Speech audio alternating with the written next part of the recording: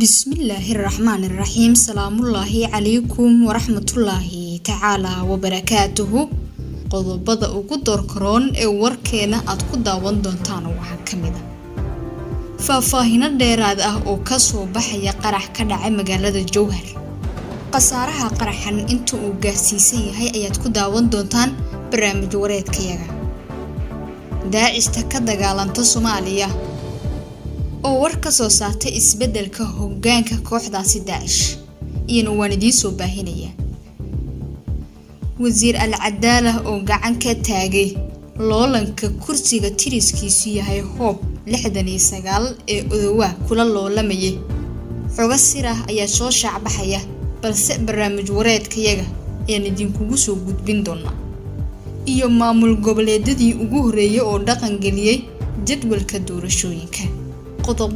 qodobadii nagu soo kordho ayaad barnaamijkan inta aan ku guda jirno ku daawan doontaan. balse ugu horeyn waxaan kaa codsanayaa inaad nagu soo biirtid oo channelka subscribe noo saar, muuqaalkana leegaree oo share garee si uu u gaaro saaxiibo fara badan. si aan u helno saaxiib sidaado oo kale u qalbi wanaagsan. mahadsanid. qaybta hoose ee commentiga aragtidaada qurxoon inoogu dhaaf waa inoo muhiim. markana ku soo dhawaada qodobadii aad hordhaca aad ku daawateen oo intaasi ka faahfaahsan.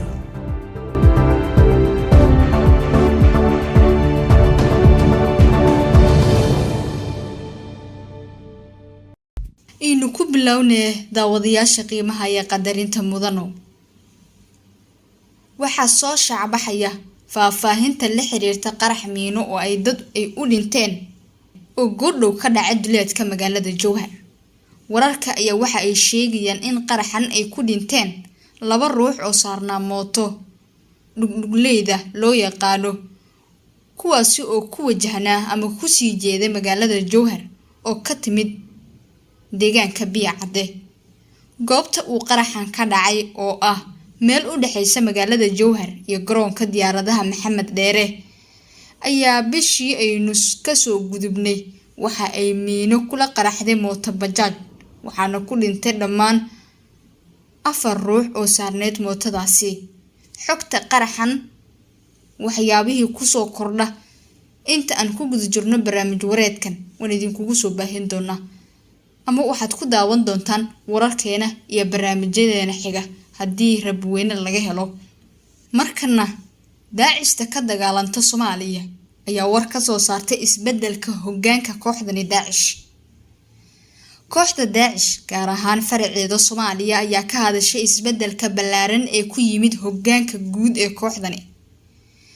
bayaan ka soo baxay daacista Soomaaliya ka dagaalanta ayaa waxaa lagu sheegay in ay daacad u noqon doonaan hogaamiyaha cusub oo lagu magacaabo Sheekh Abu Al-Xasan Al-Haashimi.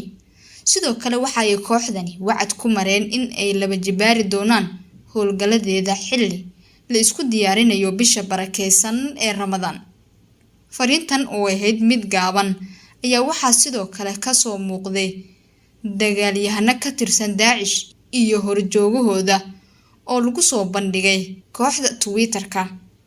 kooxdani Daacish ayaa dhawaan Sheekh Abu Al-Xasan Al-Haashimi u magacaawday in uu noqdo hogaamiyahooda cusub, waxa ayna xaqiijisay geerida hogaamiyaheedii hore ee Abu Ibrahim Al-Qurayshi, kaasi oo lagu dilay weerar ay ciidamada Mareykanka ka fuliyeen gudaha dalka Syria.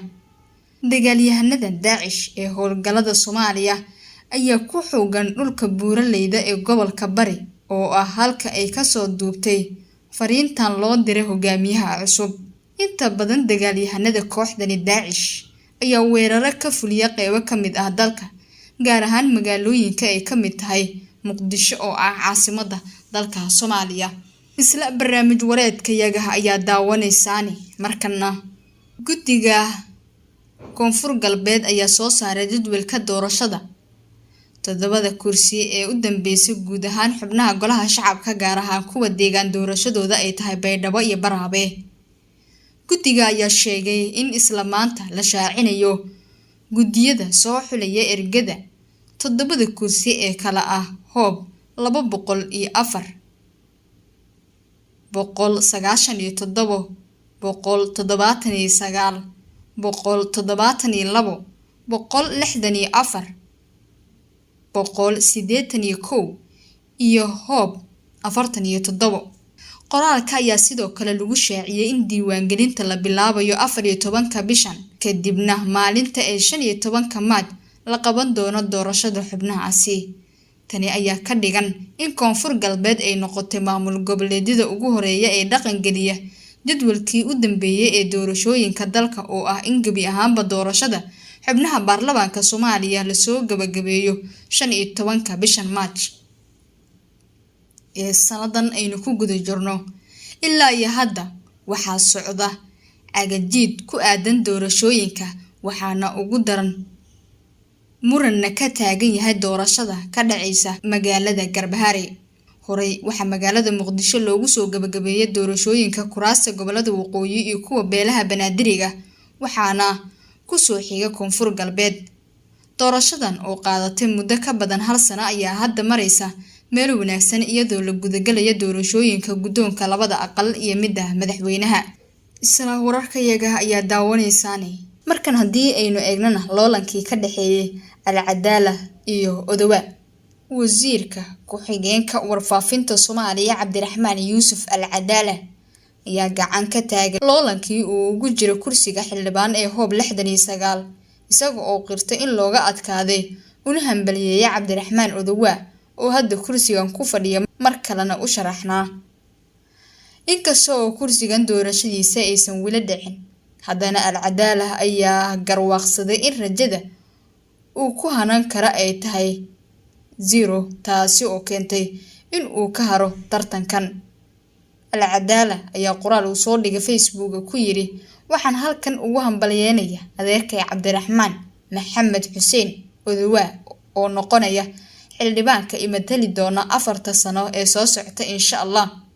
waxaan u mahadcelinayaa dhammaan saaxiibadii muddada ka badan 2 sano igala shaqeynaya ololahayga. waxaan kale oo u mahadcelinayaa dhammaan taageerayaasheeda kala duwan oo aan leeyahay wad mahadsantihiin. halganku wuu sii soconayaa insha Allah. dhammaanteen waan guuleysanay. gacmaha ayaan isqabanaynaa, hore ayaan u soconaynaa insha Allah, ayuu yiri wasiir Alcadaala. sidoo kale xildhibaan Cabdiraxmaan Odawa ayaa ugu mahadceliyay Alcadaala in uu tartanka ugu haro. waxaan u mahadcelinayaa wasiir ku-xigeenka warfaafinta wiilkayga Cabdiraxmaan Yuusuf Cumar Alcadaala sida sharafta iyo xurmada leh oo uu ugu tanaasulay. waxaan u rajaynayaa mustaqbal wanaagsan anoo ballan qaadaya in aan gacmaha isqabano si aan ugu adeegno bulshadeena. caawa waan wada guuleysanay adeer, alla ayaa mahad leh, ayuu yiri Odawa. intaasi kadib ayaa Alcadaala waxa uu hoygiisa kaalkacyo ku booqday Odawa, halkaasoo ay isugu niyad furnaadeen. go'aanka Alcadaala ayaa yimid saacado kadib markii guddiga doorashada Galmudug ay soo saareen liiska odayaasha soo xulaya ergooyinka 3 kursi ee doorashadooda ka dhacaysa magaalada Kaalkacyo oo ka mid yahay kursiga hoob 69. liiska odayaasha la soo saaray ayaa u muuqday in uu dhan u riday loolankii Odawa iyo Alcadaala, iyadoo oo ay National TV ay fahansan tahay in odayaasha loo xiray ama loo xil saaray ergada xulista ay taageersan yihiin Cabdiraxmaan Odawa. sida aan xogo ku helayno, madaxweynaha maamulkaasi Galmudug Axmed Cabdi Kaariyo Qoorqoor ayaa cadaadis xoogan kala kulmay ganacsatada iyo odayaasha beesha kursigan leh oo la sheegay in ay si aad ah ugu doonayeen in dib loogu doorto Odawa, taasi oo keentay in odayaal taageersan Odawa loo xil saaro soo xulista ergada. waxaa hadda la filayaa in odayaashaasi ay magacaabaan erga taageersan Odawa, taasi oo meesha ka saaraysa rajada Alcadaala.